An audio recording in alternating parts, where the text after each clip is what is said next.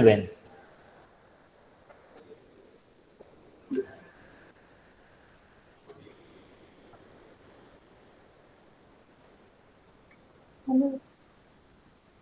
हाँ बोलिए, what is the use of this shell model? Sir वो था ना लिक्विड ड्रॉप मॉडल से वो बाइंडिंग एनर्जी वाला वो ग्राफ था, और फिर हम ग्राफ हाँ ये थोड़ा थोड़ा याद है।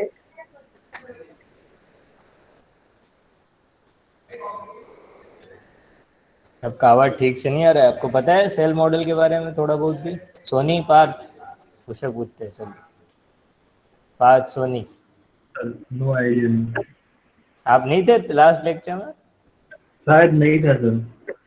शायद नहीं थे, अटेंडेंस देखो। जी सर, याद नहीं है। शायद नहीं थे, ओके चलो। तो जो थे वो बताओ, किसको पता है? चलो बताइए। Who one can explain? Last time इनका पूरा मैजिक इंट्रोडक्शन हमने।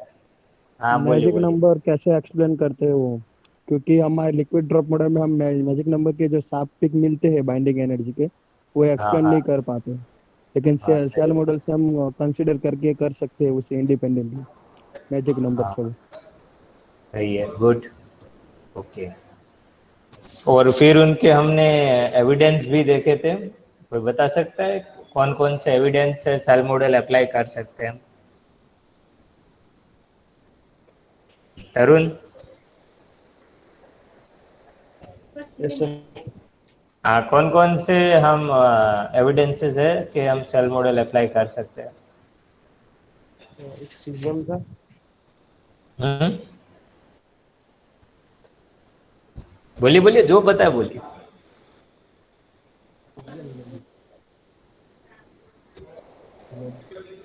हाँ हाँ बोलिए बोलिए,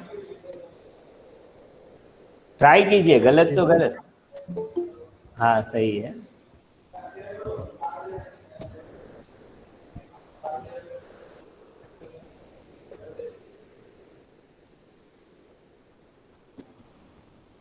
ओके, तो shortly we revise, I hope के थोड़े बहुत आंसर मिले बाय माय क्वेश्चंस। देखो, हम सेल मॉडल का कंसेप्ट है, जब हम लिक्विड ड्रॉप मॉडल पढ़ा तब मैंने बताया था कि जो मैजिक नंबर्स है वो आंसर्स हमें सेल मॉडल से मिल सकते हैं। लेकिन मैजिक नंबर्स क्या है, क्या कंसेप्ट है, वो हमें पता होना चाहिए। तो मैजिक नंबर्स के कंसेप्ट क्या है कि जब आप ये ग्राफ देखते हो, binding energy per nucleons again mass number, तो उसमें बहुत सारे पिक्स मिल रहे हैं। तो वो पिक्स क्या बता रहे हैं कि हमारे पास जो एलिमेंट्स में जो पीक आ रहे हैं उसकी बाइंडिंग एनर्जी ज़्यादा है। ओके, एक तो वहाँ से एक एविडेंस मिल रहा है, तो उसके बाइंडिंग एनर्जी सबसे ज़्यादा है। अब हाईएस्ट बाइंडिंग एनर्जी ज़्यादा है, तो उनका कंसेप्ट ये रहेगा कि ये क्यों बाइंडिंग एनर्जी ज़्यादा है, क्यों आसपास, मतलब वो एलिमेंट के आसपास के एटॉमिक नंबर वाले के बाइंडिंग एनर्जी पर न्यूक्लियन कम मिल रहा है, लेकिन जो मैजिक नंबर से उनका बाइंडिंग एनर्जी ज़्यादा मिल रहा है।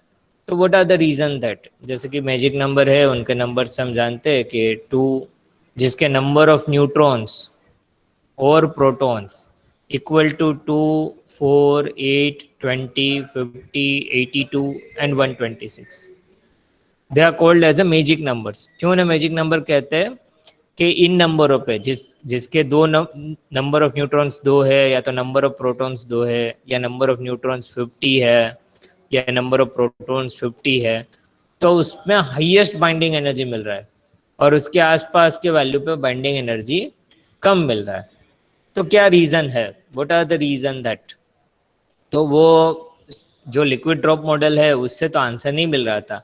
लिक्विड ड्रॉप मॉडल में हमने ये डिराइव किया था वेक्सर सेमी एम्पिरिकल मास फार्मूला, वो तो नेचर बताता है, ग्राफ का नेचर, और बाइंडिंग एनर्जी पर न्यूक्लियन के थोड़ी वैल्यूज वहाँ पर वो सही से बता देता था।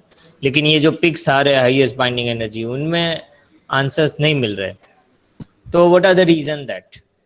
तो वहाँ पर मैंने बताया था थोड़ा हिस्ट्री के, जो बंदे ने ट्राई किया था बिफोर इन द 1936 और 1930, हैन ने फर्स्ट ऑफ ऑल ट्राई किया था जो इलेक्ट्रॉन जो मॉडल है एटॉमिक मॉडल, उसमें न्यूक्लियस जो है ओके, उनके आसपास सेल इलेक्ट्रॉन सेल है, जैसे कि यहाँ 2 इलेक्ट्रॉन्स रहते हैं, फिर वहाँ पर उससे 2 8 18 जो उस हिसाब से इलेक्ट्रॉन्स फील्ड करते हैं सेल में, K shell, L shell, M shell, जितने सेल है जितने नंबर ऑफ इलेक्ट्रॉन्स है वो सेल के हिसाब से फिलअप होता है। ऐसा नहीं है कि एक ही सेल में सब इलेक्ट्रॉन्स आ जाते हैं, तो सेल के हिसाब से इलेक्ट्रॉन्स फिलअप होते हैं। वो shell structure of atomic structure है, और वो वहाँ पर अवभाव प्रिंसिपल से हम उन्हें फिलअप करते रहते हैं इस तरह से 1s 2s 2p 3s 3p, उस हिसाब से उसका वहाँ पर सेल फिलअप होता रहता है। तो वो हमने देखा, लेकिन ये न्यूक्लियस में ये डेंसिटी के हिसाब से, इसकी डेंसिटी आप देखोगे, इफ मास 100 है और आप उसकी डेंसिटी देखोगे तो 10⁻17 किलोग्राम पर मीटर क्यूब। तो इज़ नॉट इजी कि पर मीटर क्यूब इतना है 10⁻17 किलोग्राम। तो एक न्यूक्लियस में तो इतनी सारी आप देखोगे तो नंबर ऑफ प्रोटॉन्स और न्यूट्रॉन्स भी नंबर हाई है। अब कौन से सेल पे कौन सा प्रोटॉन होगा, कौन सा न्यूट्रॉन कौन से सेल पे होगा, ये सेम स्ट्रक्चर यहाँ पे अप्लाई करना वो डिफ़िकल्ट है, it's very difficult to understand this at nucleus level. Okay, तो वहाँ पर ये सब डिस्कशन पहले देखोगे तो ये बार्लेट एंड गुगनमेयर ने 1933 में ओके ये मैजिक नंबर के बारे में वहाँ पे सेल स्ट्रक्चर डिस्कस किया था, और उनको ये वैल्यूज़ मिल रही थी 248। लेकिन आगे के जो मैजिक नंबर्स है जो कि 20 50 82 एंड 126 वो प्रूव नहीं हो पा रहे थे, तो कई सालों तक वहाँ पर कोई उसमें डिस्कशन नहीं हुआ, वो थियरी ज़्यादातर आगे नहीं बढ़ा, और वहाँ तक ही वो माना गया कि इतना ही सही आंसर आ रहा है। फिर 1948 में और 1949 के आसपास ये जो साइंटिस्ट है मेरिया जी मैर, हैक्सल, जेंसन एंड सुएज, उन लोगों ने वर्किंग स्टार्ट किया। जो बार्लेट एंड गुगनमेयर ने ये फिर से सेल स्ट्रक्चर अप्लाई किया था, उसी पे उन्होंने वर्कआउट स्टार्ट किया, और उनको आंसर्स कुछ अच्छे मिल रहे थे वहाँ पर, और सेल स्ट्रक्चर से ही ये मैजिक नंबर प्रूव कर सकते हैं, और मैजिक नंबर की प्रॉपर्टीज आप फाइंड कर सकते हो।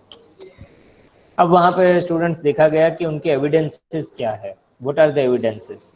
तो वहाँ पर एविडेंसेस के लिए evidences that lead to the shell model, वो हमने लास्ट क्लास देखे थे, evidences that lead to the shell model.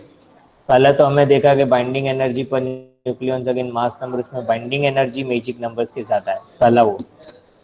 फिर मैजिक नंबर का एबंडेंस भी अर्थ क्रस्ट में ज़्यादा मिल रहा है, जब आप उसके डेटास देखोगे तो उसकी एबंडेंस भी अर्थ क्रस्ट में ज़्यादा आ रहा है, क्योंकि वो स्टेबल एलिमेंट है, वो कुछ डीके नहीं करेगा और ना तो लूज और गेन करके कुछ नया बनेगा, तो स्टेबल है, इसलिए उसकी एबंडेंस भी ज़्यादा है। फिर आप देखोगे कि stability of different elements, okay, stability of different elements, the number of stable isotopes and isotones, तो उसकी नंबर ऑफ स्टेबल आइसोटॉप्स भी ज़्यादा मिलेंगे इन नंबरों में। यहाँ जैसे मैंने एग्जांपल दिया था, स्ट्रोंशियम है, इंडियम है, ओके, तो वहाँ पर आप आइसोटॉप्स देखोगे तो जैसे 50 वाला है वो मैजिक नंबर है, उसका 10 स्टेबल आइसोटॉप्स मिल रहे हैं। लेकिन इंडियम है और ये एंटीमनी है, जैसे 49 और 51 वाला एटॉमिक नंबर है, उसके 2 स्टेबल आइसोटॉप्स मिल रहे हैं, तो कम मिल रहे हैं। तो जो ये मैजिक नंबर्स के आइसोटॉप्स ज़्यादा मिलेंगे। और वहाँ पर आप जैसे कि न्यूट्रॉन नंबर देखो, आइसोटोन्स की बात कर रहे हैं, तो इन नंबरों पे आइसोटोन्स भी ज़्यादा मिल रहे हैं, ओके। और हमने बताया था कि इसको जो लीड मटेरियल है 82 208, okay, Z equal to 82, neutron number 126, उसको डबली मैजिक न्यूक्लियर कहा जाता है, क्योंकि इसमें 2 वहाँ पर मैजिक नंबर मिल रहे हैं, ज़्यादातर स्टेबल है। प्रोटॉन नंबर भी 82, न्यूट्रॉन नंबर 126, 2 मैजिक नंबर मिल रहे, तो डबल ही मैजिक से जाना जाता है, और हैवीएस्ट स्टेबल न्यूक्लियस से कहा जाता है। फिर हमने देखा था आइसोमरिज्म। आइसोमर्स मतलब आप देखोगे कि उनकी लाइफ टाइम जो रहती है उसकी फिजिकल प्रॉपर्टीज डिफरेंट होती है न्यूक्लियस में, सेम न्यूक्लियर इन दैट, तो उनका लाइफ टाइम वहाँ पर आइसोमर्स मिल रहे कि नहीं मिल रहे एट दैट नंबर। तो वहाँ पर देखोगे 20 50 82 नो आइसोमर्स, यहाँ पर कोई आइसोमर्स नहीं मिला। ये लाइन जो बता रही है स्ट्रेट लाइन वर्टिकल, वहाँ पे कोई आइसोमर्स नहीं मिले, उसके आसपास आइसोमरिज्म देखने में आ रहा है। मतलब different life time of the parent nucleus मिल रहा है, लेकिन इसमें तो स्टेबल ही है, कोई दूसरा लाइफ टाइम नहीं मिल रहा है, क्योंकि इसकी डीके प्रोबेबिलिटी भी कम है, तो आइसोमर्स भी उनके कम रहेंगे। फिर न्यूट्रॉन कैप्चर, एक एक्सपेरिमेंटल रिजल्ट मैंने बताया था कि आप सपोज न्यूट्रॉन बॉम्बार्ड कर रहे हो, आप स्टेबल हो गए, जिसके सेल फिल है, जैसे कि मैं न्यूट्रॉन की बात करूँ यहाँ पर, सिंपल एग्जांपल हम लेके, यार न्यूट्रॉन एक सेल में 2 न्यूट्रॉन आ रहे हैं, ओके, और कहीं सेकंड सेल पे एक ही है, तो पॉसिबिलिटी है दूसरा आएगा बाहर से, ओके, लेकिन फील्ड है तो पॉसिबल नहीं है कि वो न्यूट्रॉन कैप्चर करेगा। जो फील्ड सेल है उसको आप ये स्ट्रक्चर में देखोगे, suppose neutron is a field, अथवा तो प्रोटॉन वहाँ पर वो कैप्चर नहीं कर पाएगा, फील्ड सेल है तो आप नंबर देखोगे 20, 50, 82, वहाँ पर न्यूट्रॉन कैप्चर 0, यहाँ पे देखो वेरी वेरी लेस है, वेरी वेरी, और बाकी सब उसके आसपास के नंबर ऑफ न्यूट्रॉन्स वहाँ पे देखोगे और एन कैप्चर, ये नंबर ऑफ न्यूट्रॉन्स है 20, 30 पे देखोगे तो देखो ये न्यूट्रॉन कैप्चर ज़्यादा हो रहे हैं, यहाँ पर भी ज़्यादा हो रहे हैं, यहाँ पर भी आप न्यूट्रॉन कैप्चर देख पाते हो। तो कंसेप्ट ये है कि भाई ये जो नंबर ऑफ न्यूट्रॉन कैप्चर्स इसमें ज़्यादा हो रहे हैं, कहाँ पर ज़्यादा हो रहे हैं, जो मैजिक नंबर नहीं है, लेकिन जो मैजिक नंबर्स है वहाँ पर नंबर ऑफ न्यूट्रॉन्स कैप्चर कम हो रहे हैं। तो ये एविडेंस बता रहे हैं सेल मॉडल के लिए कि हम सेल मॉडल को कंसीडर कर सकते हैं।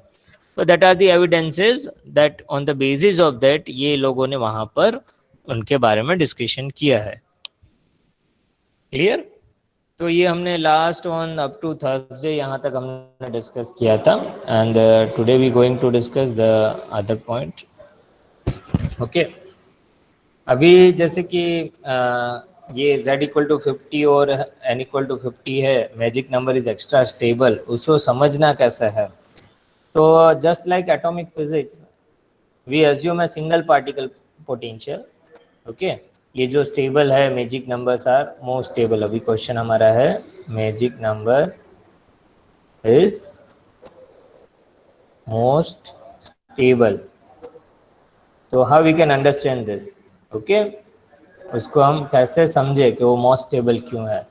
तो जस्ट लाइक एटॉमिक फिजिक्स हम उसको वहाँ पर थोड़ा उनका एलेबोरेशन करते हैं। Just like atomic physics, atoms के जो सेल मॉडल हम स्टडी करते हैं उसी के बेस पे we assume a single particle potential, we assume single particle potential, okay, हम सिंगल पार्टिकल पोटेंशियल एज्यूम कर लेते हैं। तो सिंगल पार्टिकल पोटेंशियल क्या होता है, जैसे कि न्यूक्लियस होते हैं तो वहाँ पर आप देखोगे इन the nucleus that you can found so many number of neutrons and so many number of protons, okay, आप न्यूट्रॉन और प्रोटॉन की वैल्यू वहाँ पर बहुत सारे आपको वहाँ पर मिलेंगे, ओके। तो इन तरह से नंबर ऑफ न्यूट्रॉन्स और number of protons are there in the nucleus. तो many number of protons and neutrons है, वहाँ से हम क्या करते हैं, कोई भी एक प्रोटॉन और एक न्यूट्रॉन हम पिक कर लेते हैं।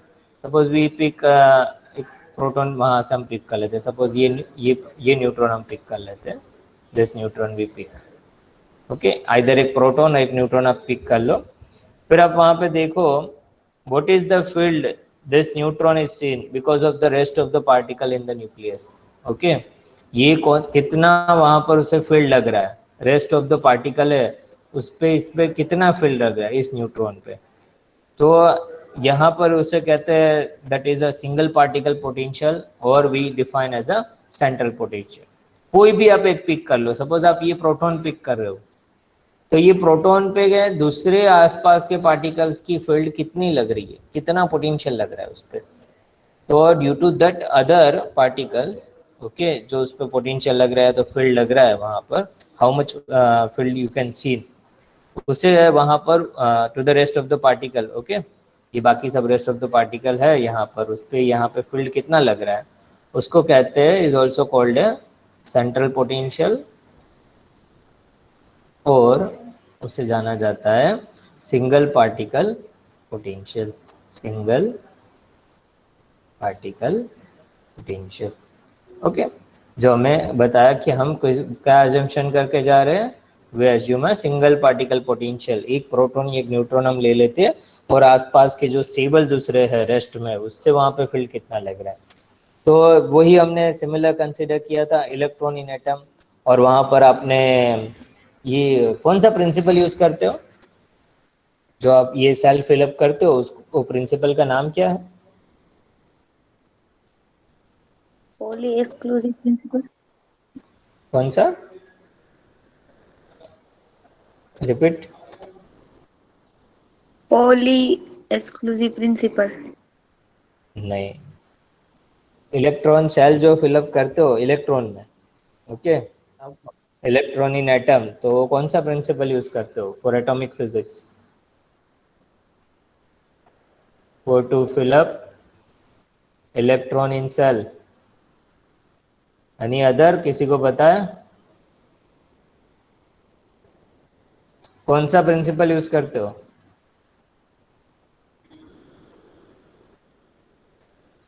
नाम लिखो। Horn's view. देखो मैंने आंसर लिखा है, हाउ प्रिंसिपल, नाम सुना है? हाउ प्रिंसिपल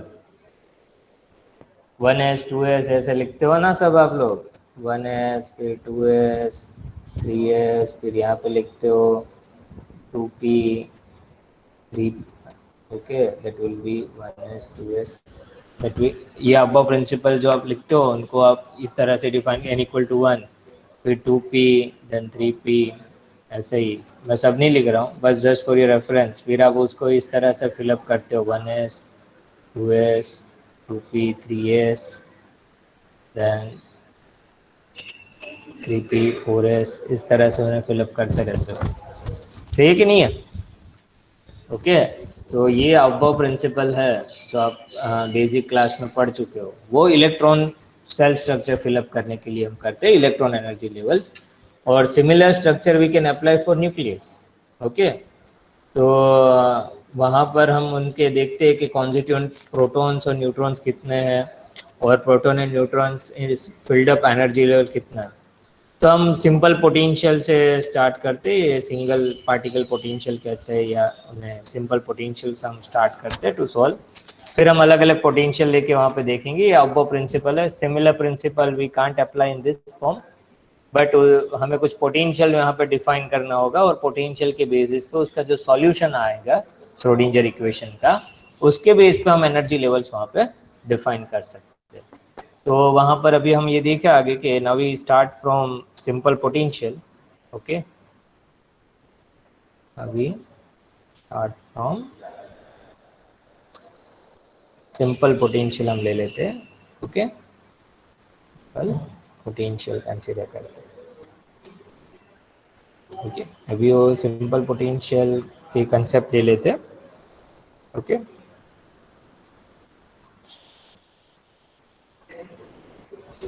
और हमें स्क्वायर वेल पोटेंशियल के बारे में पता है। Okay, we consider from simple potential to solve, जो हमारे पास इनफाइनाइट स्क्वायर वेल पोटेंशियल है वो हम ले लेते हैं। First we start from this, that is a infinite square well potential. What is infinite square well potential, इनके बारे में कुछ बता सकते हो आप? ओके, पहला हम ये ले लेते हैं infinite square well potential. Simple potential से हम स्टार्ट करते हैं, जैसे फाइनाइट है, इनफाइनाइट है। ओके, तो इनफाइनाइट स्क्वायर वेल पोटेंशियल क्या होता है, एनीवन कैन नो?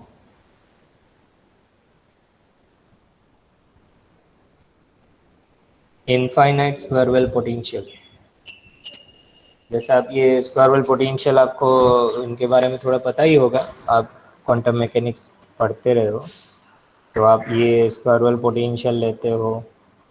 ओके, और उसकी रेंज डिफाइन करते हो, radial wave function r equal to 0 and r equal to r0। Okay, r equal to 0 and r equal to r0, this point r equal to 0, और उसके बीच पे आप eigen function आप define करते हो। तो ये इनफाइनाइट स्क्वायर वेल पोटेंशियल है, और वहाँ पर हम एज्यूम कर देते हैं let us assume, okay, हम assume वहाँ पे करते हैं potential is 0, okay, potential VR से हम define कर देते हैं VR vector equal to 0 for R less than R0, अंदर पोटेंशियल 0 है, ओके, और सेकंड एजम्पशन हम कर लेते हैं, मतलब inside the well potential is 0 R less than R0, inside the well potential is 0, and second outside the well के लिए हम बता देते हैं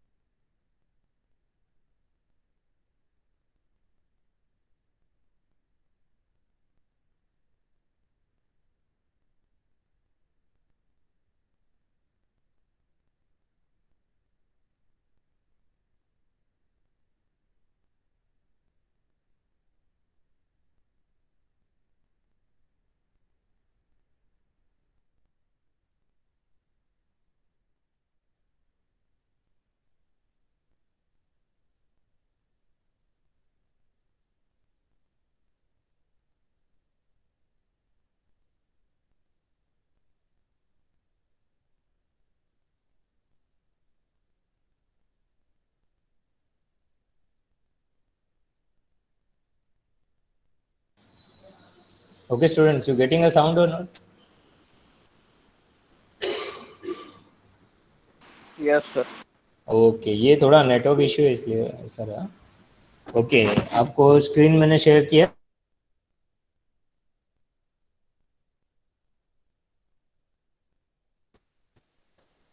okay, once again I repeat, जैसे हमने ये स्टार्टअप किया infinite square well potential, in that we assume this VR equal to 0 for R less than R0 and VR जो पोटेंशियल है वो इनफाइनाइट है for R greater than R0, मतलब inside the well potential 0 है and outside the well हमने potential क्या define किया, infinite है, और this potential is not depend on theta and phi, that is depends on only on R and that is called a central potential.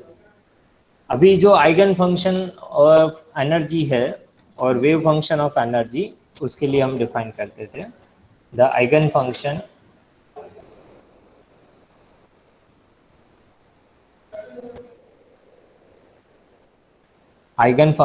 of energy or wave function of energy we define in the terms of phi r theta phi, which is equal to ur radial function पर depend करता है divide by r, और उसे लिखते हैं spherical harmonics y lm theta comma phi. Okay,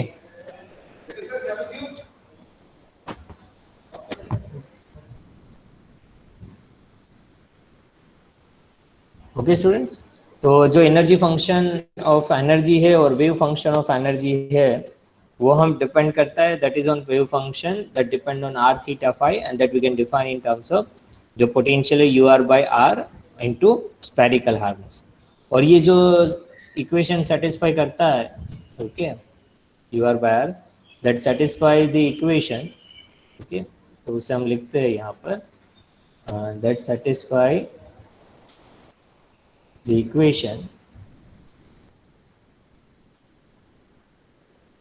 कौन सा equation वो सेटिस्फाई करता है that is minus h cut square by 2m del square u by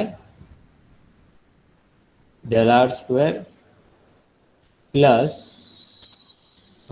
we are.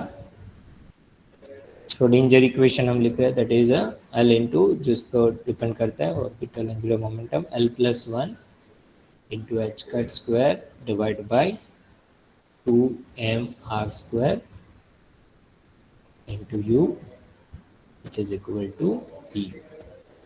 Okay, that is this depend on that satisfy this equation. ये जो function है u r by radial wave function उस पर depend करता है और वो जो इक्वेशन सेटिस्फाई कर रहा है this equation is satisfied minus h cut square by 2m del square u by del r square plus this potential plus this constant into u wave function which is equal to eu. यहाँ पर हम wave function u से define कर रहे हैं. Okay, कई बार आप यहाँ पर ऐसे भी लिखते हो h psi equal to e psi. तो u is a wave function तो h यहाँ पर डिफाइन कर रहे हैं which is equal to e psi. तो ये फॉर्म में वहाँ पर हम श्रोडिंगर इक्वेशन लिख रहे हैं और हमारे पास इनसाइड द पोटेंशियल क्या है r लेस देन r0. वहाँ पर पोटेंशियल क्या हम डिफाइन कर रहे हैं we are equal to 0.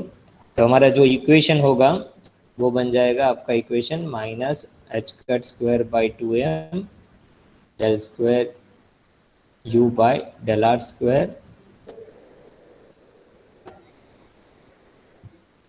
Del square u by del r square plus जो एक टर्म बचेगा l into l plus 1 h cut square divide by 2mr square into u which is equal to eu. Okay, तो ये term हमारा बचता है जो अभी हमें ये इक्वेशंस है. Okay, solution of this equation इसका आप सॉल्यूशंस देखोगे तो आपको बेजल्स फंक्शन मिलेगा. Solution of the above equation, ये जो इक्वेशंस का आप सॉल्यूशन देखोगे that is a Bessel functions. Bessel functions मिलता है और बेजल फंक्शंस जो हमें डिफाइन करते हैं that you can get solution is u equal to r g of l into k r. ये आपको सॉल्यूशंस मिलेगा और वहाँ पर k है जो that is defined as a k equal to square root of 2me by h cut square.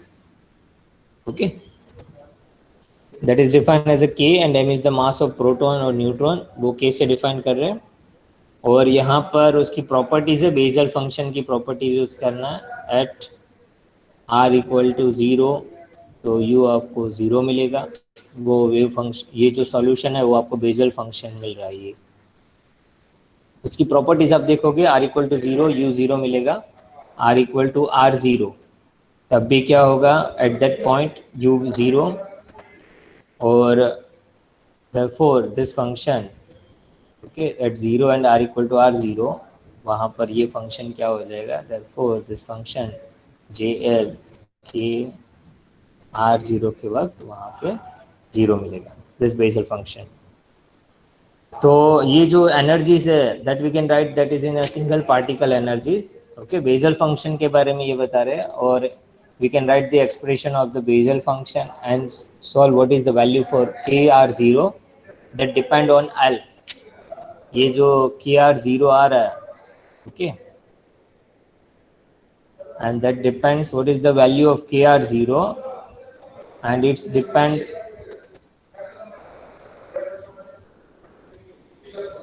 on L value, small L value। तो L की जो वैल्यू है उस पर डिपेंड करेगा। L इक्वल टू 0 है तो आपको साइन फंक्शन मिलेगा, एंड L इक्वल टू 1 है तो वहां पर डिफरेंट फंक्शंस आपको मिलेंगे।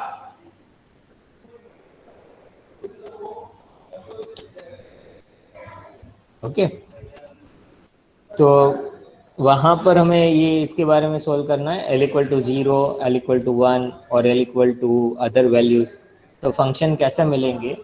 तो once again we go for that कि हमने क्या देखा यहाँ पर, ये जो ये इक्वेशन है उसका सॉल्यूशन हमें बेसल फंक्शन मिल रहा है, और इसकी अलग अलग वैल्यू रखोगे r की, तो r की वैल्यू पे u 0 मिलेगा, r equal to r 0 u 0, तो ये फंक्शन जो है j suffix l at k r 0 which is equal to 0, और हमें ये फाइंड करना है के आर 0 की क्या वैल्यूज होगी। Okay, what is the value at k r 0, इसका एक्सप्रेशन आप बेसल फंक्शन सॉल्व करोगे तो उसकी वैल्यूज वहाँ पे दी गई है, and its depends on l, तो एल का डिफरेंट वैल्यू होगा उस हिसाब से मिलेगा आपको। 0 होगा तो sine function, l equal to 1 है तो डिफरेंट फंक्शन आ रहा है। ओके, जो वेव फंक्शन मिलेगा वो आपको यू वेव फंक्शन जो हमने लिया वो कैसा मिलेगा। अब L equal to 0 sine function है, when this function become 0 we get the values of k and from the values we get the energy E। तो फॉर दिस एग्जांपल हम ले L इक्वल टू 0 है, ओके, और L equal to 0 it will be the sine function, okay, it will be the sine function। और वहाँ पर हम देखें कि ये जो साइन फंक्शन है when this function become 0, sine function हम जो कहे मतलब वहाँ पे both function sine plus cosine sinusoidal function मिल रहा है। तो when this function become 0, when this functions become 0, ये फंक्शन कब 0 हो रहा है, जब वो 0 हो रहा है we get the values of, कौन सी वैल्यूज मिलेगी आपको, we get the values of k, और जब k मिल जाता है तो from the value of k, using k, from the value of k you find the, or we find the energy E, we find the different state energy, or we find the energy E। Okay, ये Schrodinger equation आप solve कर रहे हो, उसका solution Bessel function मिल रहा है, और L इक्वल टू 0 के लिए हम देख रहे हैं वहाँ पे वो साइन फंक्शन मिल रहा है। हमें ये देखना है कि ये फंक्शन 0 कब हो रहा है, जहाँ 0 होगा वो क्या वैल्यू बताएगा, k का वैल्यू बताएगा। अब k की वैल्यू मिल जाती है तब जाके आपको एनर्जी E आप डिफाइन कर सकते हो। तो वहाँ पर आप देखो कि हमारा जो रेडियल वेव फंक्शन जो मिलेगा आपको L इक्वल टू 0, तो आपको ये वेव फंक्शन मिलेगा a sine k r by r plus b times cosine k r by r. ऐसे साइन और कोसाइन फंक्शंस आपको मिलेंगे, और we know that k r tends to 0 तो कोसाइन फंक्शन तो इनफाइनाइट होगा, as r tends to 0 then cosine function जो है वो क्या होगा, infinite. And as r tends to 0, मतलब साइन के आर 0 है, ओके, वो कब 0 होगा, मतलब यहाँ पे के आर बाय आर, अभी r टेंड्स टू 0 लेते हैं वहाँ पर, and we foresee for the sine k r 0, मतलब यहाँ cosine k r by r, ये फंक्शन पूरा, नॉट एज आर, पूरा फंक्शन लिखे, मतलब आपको कोई कंफ्यूजन ना, k r by r tends to infinite. And आप देखोगे वहाँ पर for sine k r 0, okay, अभी ये फंक्शन हम देखें विच इज इक्वल टू 0, तब वहाँ पे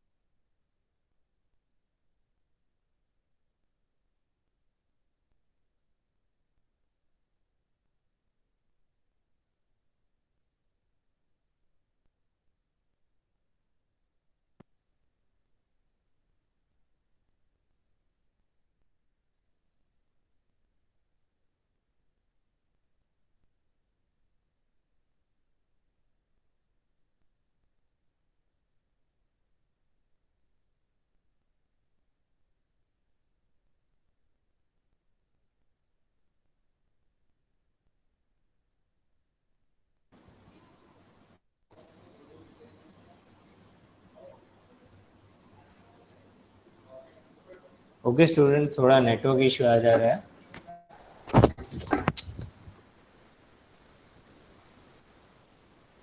आपका नेट चल रहा है?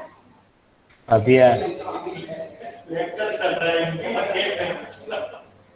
मेरा तो लेक्चर रखा है सर, 15 मिनट के बाद बोल देना ना बच्चों को मेरे लेक्चर में रख देना।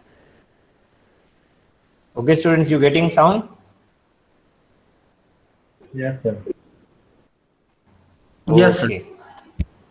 ओके ओके ओके, तो देखो स्टूडेंट्स, हमने अभी क्या डिस्कस किया कि एज वी सिंपल, पहले तो ये बता देते हैं कि हमने सिंपल पोटेंशियल लिया, उसमें इनफाइनाइट स्क्वायर वेल पोटेंशियल लिया, फिर हमने एज्यूम किया कि इनसाइड पोटेंशियल 0 है, पोटेंशियल यहाँ पे 0 है, और आउटसाइड पोटेंशियल इनफाइनाइट हमने डिस्कस किया, और वो पोटेंशियल को हमें यहाँ पर डिपेंड्स ऑन ओनली आर, उसका रेडियल फंक्शन हमने लिया, वेव फंक्शन, और वो यू आर पे डिपेंड करता है, स्फेरिकल हार्मोनिक्स पे नहीं करता है।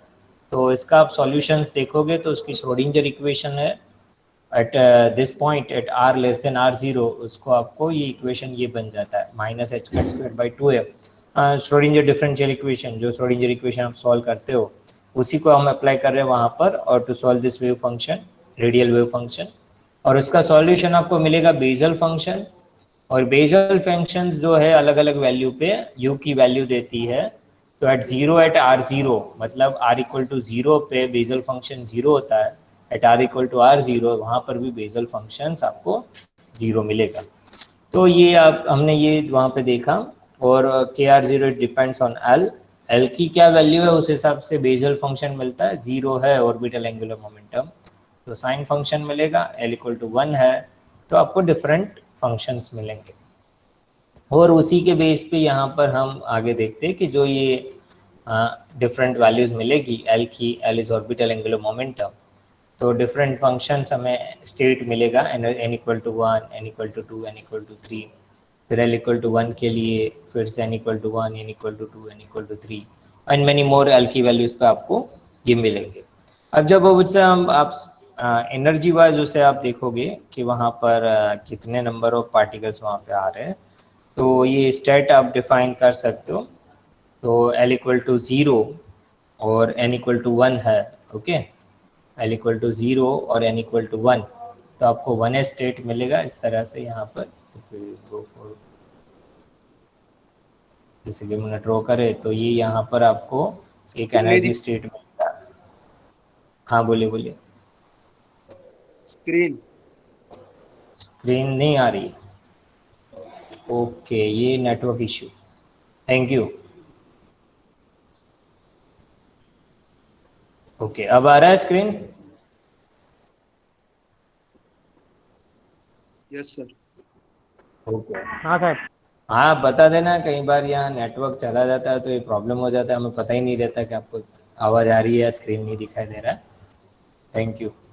जैसे कि हम n इक्वल टू यहाँ पर फर्स्ट ले लेते हैं, n equal to 0, l equal to 0, okay, 0 है तो क्या होगा स्टेट, वो 1 हो, 0 मतलब s, और n इक्वल टू 1 तो 1s स्टेट हम फर्स्ट डिफाइन कर लेते हैं, दैट इज 1s स्टेट।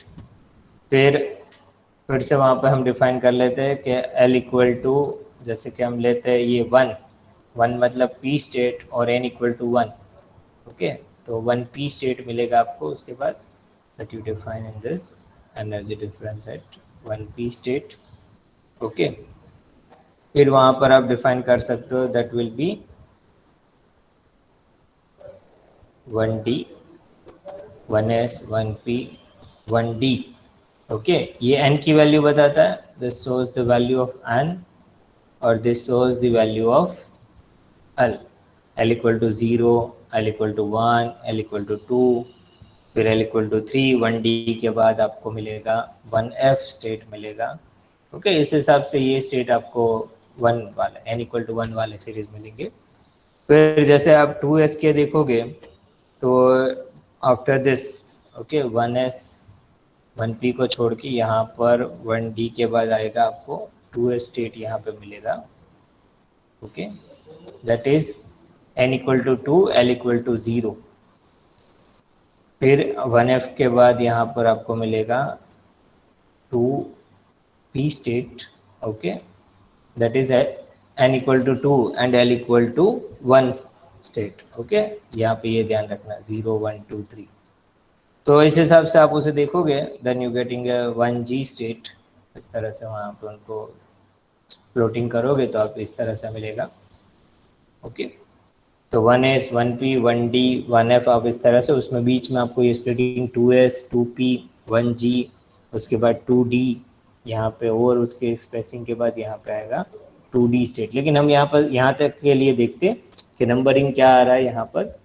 तो 1s स्टेट में यहाँ पर 2 मैक्सिमम रहते हैं, उनको मैक्सिमम नंबर ऑफ 2 पार्टिकल्स यहाँ पाएंगे।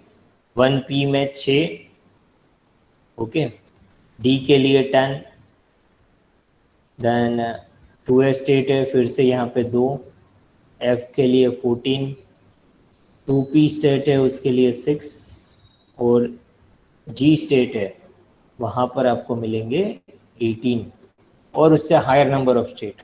उस हिसाब से नंबर ऑफ न्यूट्रॉन और प्रोटॉन्स वहाँ पे आके स्टेबल, यहाँ पर इतने फिलअप हो सकते हैं।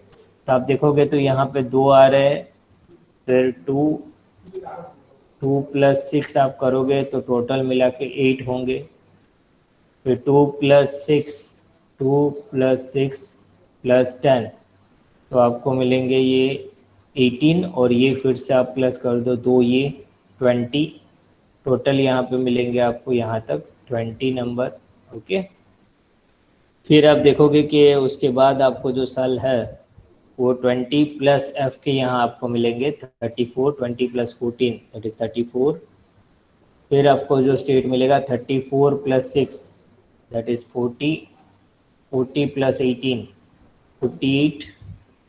ओके, और आप आगे देखोगे तो और नंबरिंग आगे मिलेगा 58 के बाद आपको कहीं यहाँ पर एक 92 मिलेगा। ओके, तो ये क्या बता रहा है कि यहाँ पर आप देखोगे, ओके, ये आप देखोगे वहाँ पर ये नंबरिंग तो 2, 8, 20 तीन मैजिक नंबर मिल रहे हैं। फिर आप आगे देखोगे 34, 40, 58, 92 वो कोई मैजिक नंबर प्रूव नहीं हो रहा। Just by considering simple potential उन्होंने कंसिडर किया था, दैट इज इनफाइनाइट स्क्वायरबल पोटेंशियल, और उन पे लिया ये पोटेंशियल कंसिडर करके आप उसका श्रोडिंगर इक्वेशन सॉल्व करोगे बेजल फंक्शन, और बेजल फंक्शंस के आधार पर जो on the basis of Bessel function l और एन की वैल्यू आप प्लॉटिंग करोगे एनर्जी वाइज, तो आपको ये एनर्जी स्प्लिटिंग्स मिलेंगे 1s, 1p, 1d, 2s, 1f, 2p, 1g। और उसमें आप देखोगे तो ये जो number of filled up neutrons and protons है वहाँ पर वो जैसे कि s के लिए 2 रहते हैं, p के लिए 6, d के लिए 10, ओके, f के लिए 14, उस हिसाब से आप फिलअप करते जाओ। इसके लिए 18 रहते हैं g के लिए, और आप काउंट करोगे तो आपको ये 3 मैजिक नंबर्स मिल जाते हैं। बाकी जो मैजिक नंबर्स है वो यहाँ से अब हम प्रूव नहीं कर पाते just by considering a single potential और अ सिंपल पोटेंशियल। वो जो पहले उन्होंने जो फाइंड आउट किया था by applying this simple potential और single potential, the people got answer up to the 3 magic numbers. Okay, तो इनके बाद अभी ये सिंगल पोटेंशियल अप्लाई करने के बाद we apply the 3 dimension harmonic potential. वो एक बार देख लेते हैं कि वहाँ से हमें क्या रिजल्ट्स मिल रहा है, उससे आंसर्स आ रहे हैं कि हायर मैजिक नंबर्स मिल रहे हैं कि नहीं मिल रहे हैं, या तो और हमें और कंसेप्ट वहाँ पे अप्लाई करने होंगे, then we get the good answers. Okay, और मैजिक नंबर्स के वहाँ पे उन्होंने आंसर्स फाइंड आउट हो रहे कि नहीं हो रहे। तो ये जस्ट इंट्रोडक्टरी कंसेप्ट था कि सिंपल पोटेंशियल लेके हम उसे कैसे सॉल्व करते हैं। You refer the basic reference book और गो फॉर और detail solution of this Bessel function, time मिले तो देखना। You get the idea how the wave function and splitting of the energy level take place. तो time मिले तो आप quantum mechanics पढ़ चुके हो, उसमें आया होगा इसमें कि स्प्लिटिंग और उनका कैसा डिस्ट्रीब्यूशन रहता है, तो you get more idea. Okay students, तो नाउ द टाइम इज 1:32, फिर आपका लेक्चर है तो अटेंडेंस हम ले ले। इफ एनी क्वेश्चंस तो आप पूछ सकते हो।